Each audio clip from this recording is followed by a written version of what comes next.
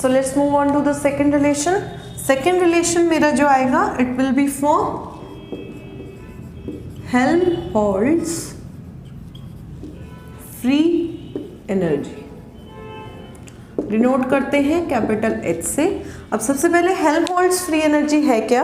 As the name suggest, Helmholtz ने उसको study किया था, उसको दिया था, उसका नेम कॉइन किया था, तो अपने नाम के ऊपर किया था. फ्री एनर्जी है तो इसका मतलब एनर्जी की यूनिट्स आएंगे, it is a form of energy. लेकिन when we define it we say it is a physical quantity जो फिक्स रहती है during the isothermal processes and also isochoric processes. मतलब अगर मेरा टेम्परेचर कांस्टेंट है तो मेरी हेल्महोल्ट्ज फ्री एनर्जी भी फिक्स रहेगी, अगर मेरा वॉल्यूम फिक्स है तो भी ये फिक्स रहेगी. It's just a simple thing, it is a physical quantity which remains unchanged during a isothermal process or during an isocoric process. Basic formula या बेसिक डेफिनेशन या बेसिक फॉर्म इसकी mathematical form क्या आएगी? H is given as U minus TS. Physical energy है, physical quantity है तो direct formula है. हमें क्या चाहिए होता है? चेंजेस मैक्सवेल रिलेशंस की फॉर्म में लाने के लिए. तो क्या करते हैं? डेरिवेटिव ले लेते हैं DH d of u minus ts. यही आएगा. तो dh क्या आएगा? du जो डेरिवेटिव होता है it divides on the addition and subtraction, and जब वो मल्टीप्लिकेशन पे जाता है तो पहले एक का इंटू दूसरे का ऐसे करते हैं. तो minus t ds minus s dt, दोनों का चेंज हमने कवर कर लिया. du को हमने पिछली इक्वेशन में करा इंटरनल एनर्जी का, तो dH is equals to, du को क्या लिखेंगे?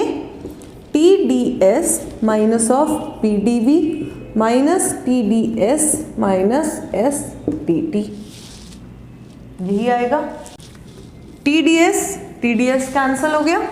dH is equals to minus of P dV minus of S dt. इस फॉर्म में हमारा पिछला जो फर्स्ट मैक्सवेल रिलेशन था वो डायरेक्ट इस फॉर्म में था. अब हमने इसको डिराइव कर लिया. इसके बाद के स्टेप्स क्या रहेंगे? सेम रहेंगे. सबसे पहले एक पार्शियल डेरिवेटिव ले लेते हैं. dH बाय dV, इसको देखना है तो t को कांस्टेंट कर देंगे, I'll get minus of P.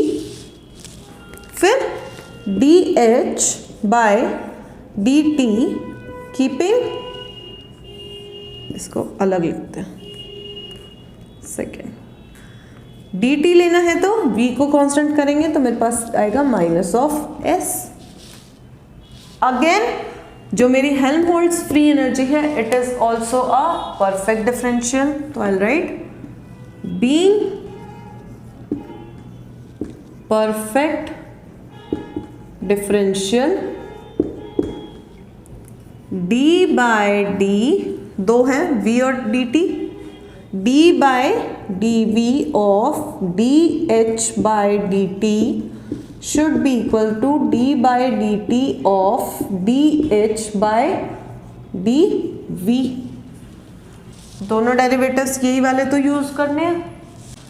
Also there is a mistake here. Helmholtz free energy is not denoted by H. This is my mistake.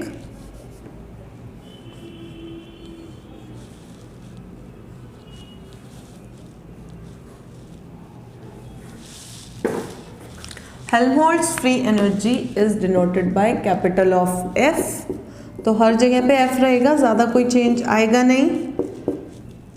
F F F F F.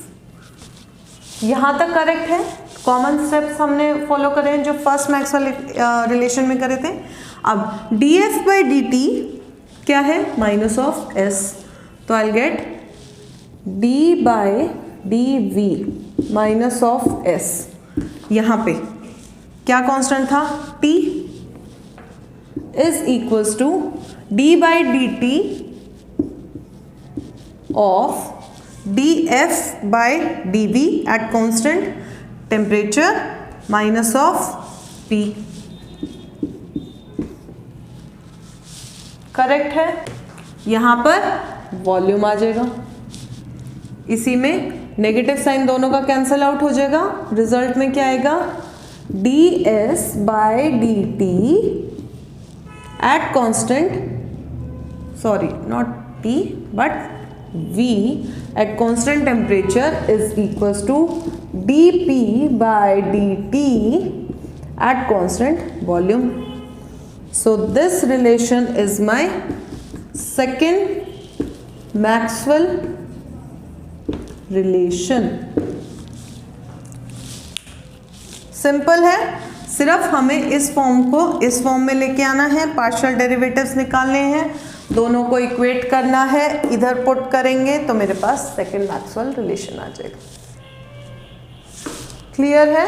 इस relation को भी वहां पे लिख देते हैं,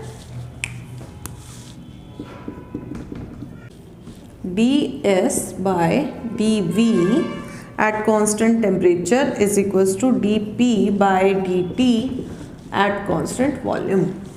Now if you remember dp by dt का relation मेरे पास क्लॉसियस-क्लैपेरॉन इक्वेशन में आया था एंड वही रिलेशन अब ये एंट्रोपी और वॉल्यूम के साथ भी दे रहा है। वहाँ पे लेटेंट हीट और वॉल्यूम और टेम्परेचर के साथ था, यहाँ पे एंट्रोपी के साथ चेंज है। क्लियर है? सेकेंड मैक्सवेल रिलेशन सबको क्लियर है? आगे चल सकते हैं? ओके।